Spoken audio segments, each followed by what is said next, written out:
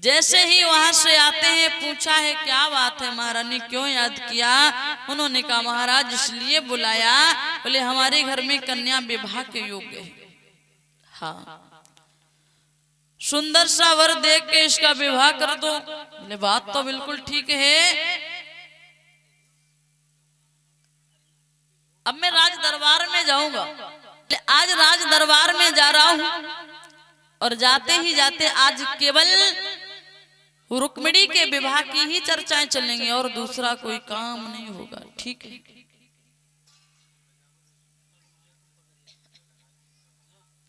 और जैसे ये कहा, बोले ठीक है। राज दरबार में पहुंचे हैं, सभा को संबोधित करते हुए बोले हैं, देखिए सभा के भाइयों, आप सभी तो जानते हो कि हमारे घर में हमारी कन्या जो है ना वो विवाह के योग्य है। तो सब कहने लगे हाँ महाराज मालूम है, और आपको यह भी पता है कि वो बड़ी सुंदर है। हाँ हाँ, आपके नजर में उसके लिए कोई सुंदर सा वर हो तो बताने का प्रयत्न करें। अब एक एक करके महाराज नाम गिनवाने लगे हैं, और जब नाम गिनवाने लगे हुआ क्या बताया कि दरबारी के सब बारी बारी अरे राजाओं के नाम गिनाने लगे।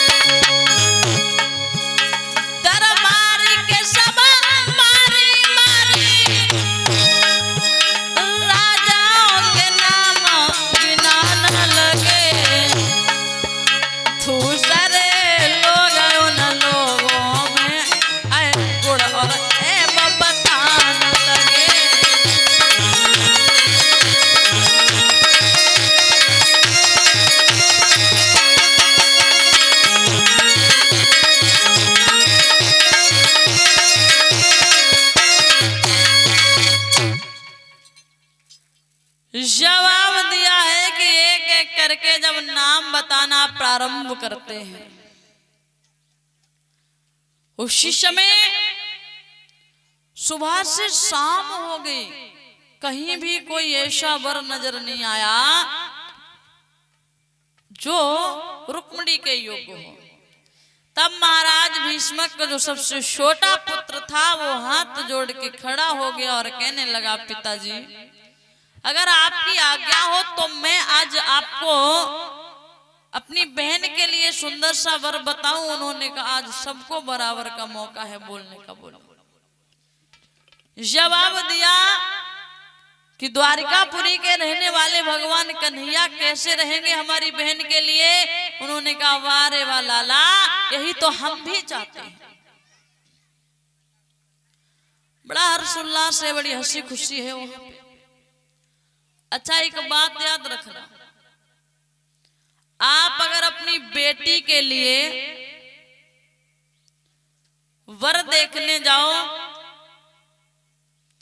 तो ज्यादा कुछ मत देखो, इतना देख लो कि परिवार कैसा है और लड़का कैसा है।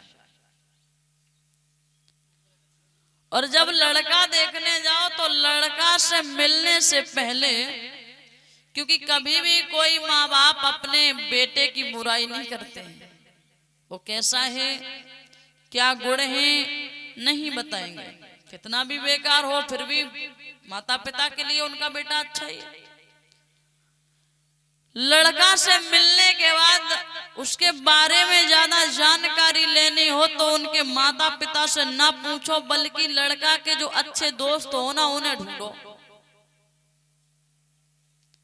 मालूम पड़ जाएगा लड़का कैसा है, क्योंकि जैसे दोस्त होंगे वैसा ही लड़का होगा। जैसे को तैसो मिले और मिले नीच को नीच, पानी में पानी मिले और मिले कीच में कीच। क्यों क्योंकि जो जैसा होगा उसकी संगति वैसी ही होगी।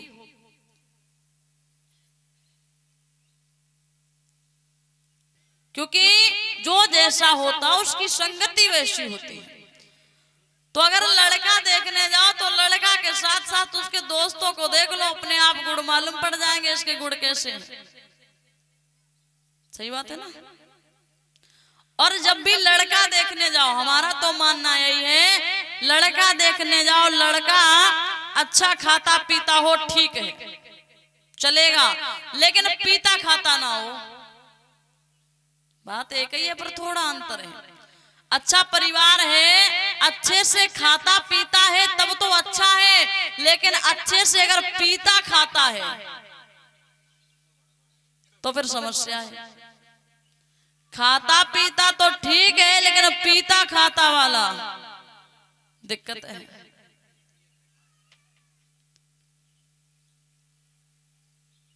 आप केवल लायक वर देखिए, लायक जरूरी नहीं उसके पास बहुत धन हो, क्योंकि अगर वो लायक है तो आज धन नहीं है ना, कल अपनी मेहनत से खुद ही कमा करके किसी लायक हो जाएगा। अब नालायक देख लिया, धन तो बहुत है और जैसे ही पिताजी यहां से निकले एक एक बीघा करके बेचना प्रारंभ कर दिया। हाँ हाँ, मैंने ऐसे ऐसे बहनों को देखा है, उनकी जब शादियां हुई है ना तब तो अच्छा खासा परिवार था, बोले बहुत जमीन, बोले 50 बीघा 60 बीघा, और उसके बाद जैसे ही वो जमीन पिता से पति के नाम आई, पता लगा 2 बीघा भी नहीं बची। क्यों? बेच के सब दारू पी ली। और ऐसे भी मैंने भाइयों को देखा है जिनके पास कुछ भी नहीं है, और अगर परवरिश अच्छी है, शिक्षा अच्छी है, उनकी संस्कार अच्छे हैं, तो उन्होंने जिनके पास कुछ नहीं था आज वो करोड़ों अरबों खरबों के मालिक बने पड़े, सिर्फ वो मेहनत की वजह से। क्योंकि एक कहावत है ना कि बाप की कमाई और बम्बा की भराई बराबर है। बाप की कमाई और बम्बा की भराई बराबर मानो, क्योंकि जब तक पिता कमाते रहते हैं ना तब तक एहसास नहीं होता, ऐसा लगता है ये पैसे किसी पेड़ में लगे हैं आ रहे हैं बस। लेकिन जब खुद की मेहनत से कमाया जाए और मेहनत करके धन कमाया जाए तो मालूम पड़ता है कमाने में कितना खून पसीना बहाना पड़ता है, कितनी मेहनत लगती है। अगर जब तक पिता कमाते हो ना, देखो जीवन में जिंदगी ऐशो आराम की तभी तक की है जब तक माता पिता कमाते हैं। पिता कमाते हैं ना तो आपकी सारी शौकें पूरी होती हैं। जिस दिन खुद कमाने लगे ना, यकीन मानिए केवल जरूरतें पूरी होंगी, शौकें तो खत्म हो जाएंगी, क्योंकि फिर जरूरतें ही पूरी हो पाती हैं। कभी बच्चों को पढ़ाना, कभी बीवी का खर्चा, कभी घर देखना, कभी परिवार देखना, इसी में सारा जीवन निकल जाता है। और जब तक पिता कमाते रहते हैं तब तक भाइयों को एहसास नहीं होता है।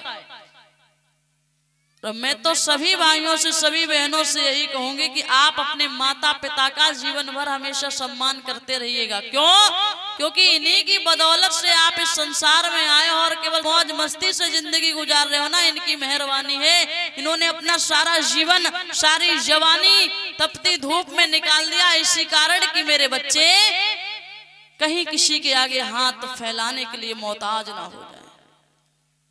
और जब उन्हीं माता पिता को कष्ट होता है, जब बच्चे ये कहते हैं तुमने हमारे लिए किया ही क्या है, तब उन्हें बहुत कष्ट होता है। और ऐसे ऐसे नालायक बेटे पड़े हैं, सारे जीवन माता पिता करते रहते हैं और बाद में अगर कोई बात हो जाए वो कहते हैं हाँ तुमने क्या कर दिया हमारे लिए। अरे उनसे ये पूछो कि तुमने क्या नहीं किया हमारे लिए। जिस माँ से तुम कहते हो ना तुमने हमारे लिए क्या किया, जिस पिता से कहते हो तुमने हमारे लिए क्या किया, अरे एक बार उनके पास बैठ करके अपने जीवन के बारे में पूछ लेना तो एहसास हो जाएगा।